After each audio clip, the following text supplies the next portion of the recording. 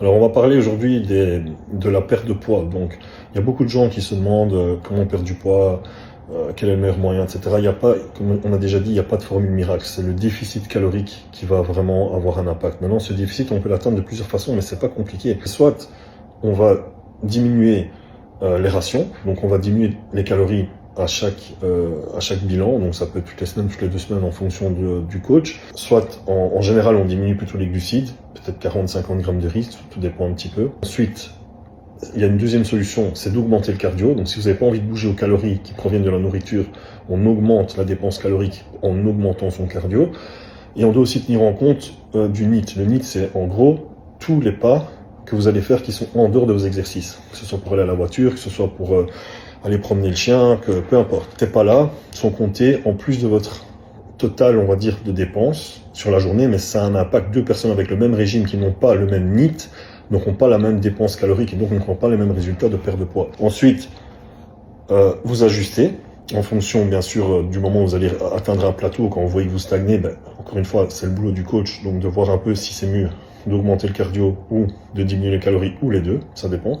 En fonction aussi du type de personne, du type d'activité, si la personne a le temps de faire son cardio, si la personne est quelqu'un qui aime bien manger. En fonction de tout ça, bien sûr, on va pouvoir adapter, personnaliser un plan pour perdre du poids. Mais il faut savoir une chose, c'est que à part ça, il n'y a rien qui va vous faire perdre du poids.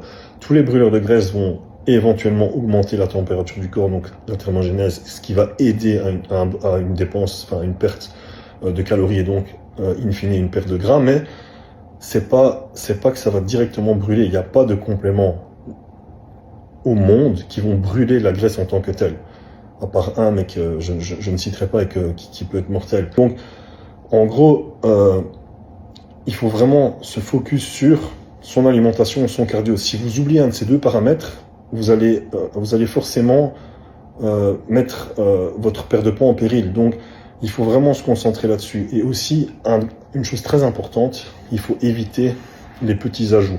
Parce que parfois, il y a des clients qui vous disent « Ouais, mais j'ai juste rajouté des graines de sésame dans ma salade » ou bien j'ai mis une cuillère d'huile d'olive en plus, ou bien j'ai grignoté quelques noix. Mais tout ça, c'est hyper calorique. Le truc, c'est qu'il ne faut pas se dire que cheater, c'est uniquement manger des frites et des hamburgers.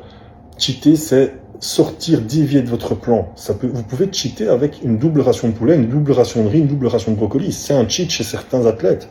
Et en fait, dès que vous sortez de votre cadre de la diète, vous allez forcément cheater. Donc, bêtement, en rajoutant des ingrédients qu'on appelle denses en calories, comme justement tout ce qui est noisettes, amandes, etc., vous allez augmenter vos calories et là, vous n'allez plus perdre de poids. Donc, parfois, les clients se disent « Mais pourquoi je ne perds pas de poids ?»